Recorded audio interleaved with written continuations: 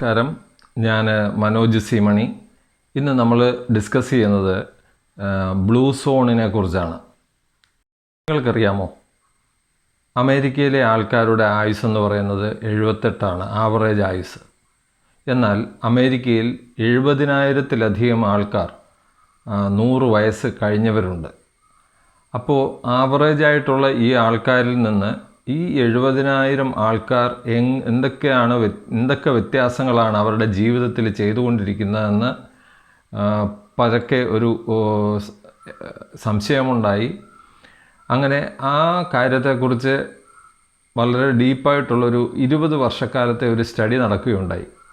അങ്ങനെ ആ സ്റ്റഡിയിൽ കണ്ടെത്തിയ കാര്യങ്ങൾ വെച്ചിട്ട് ലോകത്തെ ഏകദേശം 5 സ്ഥലങ്ങളിൽ അവിടുത്തെ ആൾക്കാർ 100 വയസ്സിന് മേളിലോട്ടോ ആൾക്കാരാണെന്ന് കണ്ടെത്തുകയുണ്ടായി. എന്ന് പറയുന്ന ഒരു ഓർഗനൈസേഷനും നാഷണൽ ജിയോഗ്രാഫിക് ചാനലും ചേർന്ന് ഏകദേശം 20 വർഷക്കാലം നീണ്ട സ്റ്റഡിക്ക് ശേഷമാണ് ഈ 5-ലധികം ലൊക്കേഷൻസ് ബ്ലൂ സോൺ എന്ന രീതിയിൽ അനൗൺസ് ചെയ്യപ്പെട്ടത്. ഡെമോഗ്രാഫേഴ്സുമായിട്ട് ചേർന്ന് ഈ 100 ദീർഘായുസുള്ള അല്ലെങ്കിൽ 100 വയസ്സിന് മേളിൽ ആരോഗ്യത്തോടെ ജീവിച്ചിരുന്ന ആൾക്കാരെ ഐഡൻറ്റിഫൈ ചെയ്ത് അവരെക്കുറിച്ച് പഠിച്ചതിൻ്റെ ഫലമായിട്ടാണ് ഈ 5 സ്പോട്ടുകൾ ബ്ലൂ സോണായിട്ട് അനൗൺസ് ചെയ്യപ്പെട്ടത്. അതിൽ ഒന്നാമത്തെ ഇതെന്ന് പറയുന്നത് ബാർബാറിയൻ റീജിയൺ ഓഫ് സാർഡീനിയ എന്നറിയപ്പെടുന്നു. ഇവിടെയാണ് ലോകത്തിൽ 100 വയസ്സ് കടന്നിട്ടുള്ള ഏറ്റവും കൂടുതൽ പുരുഷന്മാരുള്ള സ്ഥലം. അടുത്തത് ഇക്കാറിയ, ഗ്രീസാണ്, ഏജിയോൺ ഐലൻഡ്. ഇവിടെയാണ് മിഡിൽ ഏജ് മരണനിരക്ക് ഏറ്റവും കുറവുള്ള സ്ഥലം. മൂന്നാമത്തെ സ്ഥലം നിക്കോയ പെനിൻസുലാർ, കോസ്റ്റാറിക്കയാണ്.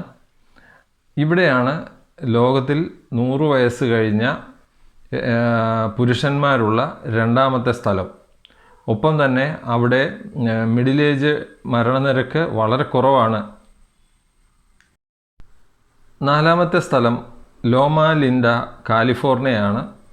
ഇവിടെയും ദീർഘായുസ് കൂടുതലാണ്. പക്ഷേ നോർത്ത് അമേരിക്കക്കാളിലും 10 വർഷത്തിലധികം ഈ രാജ്യത്തുള്ള ഈ സ്റ്റേറ്റിലുള്ള ആൾക്കാർ കൂടുതൽ കാലം ജീവിച്ചിരിക്കുന്നു. അഞ്ചാമത്തെ സ്ഥലം ഒക്കിനാവയാണ്. അത് ജപ്പാനിലാണ്.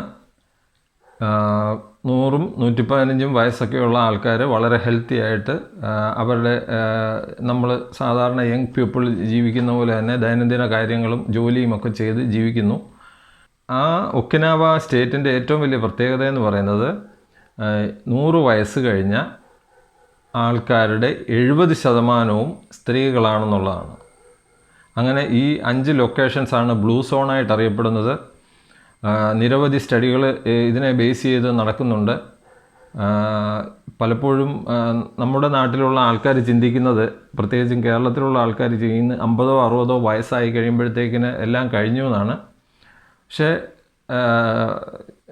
100 വയസ്സിന് മേളിൽ ജീവിക്കാനുള്ള എല്ലാ ഫെസിലിറ്റികളും ഇന്ന്, ആരോഗ്യത്തോടെ ജീവിക്കാനുള്ള എല്ലാ ഫെസിലിറ്റികളും ഇന്ന് അവൈലബിൾ ആണ്. Thank you. See you at the top.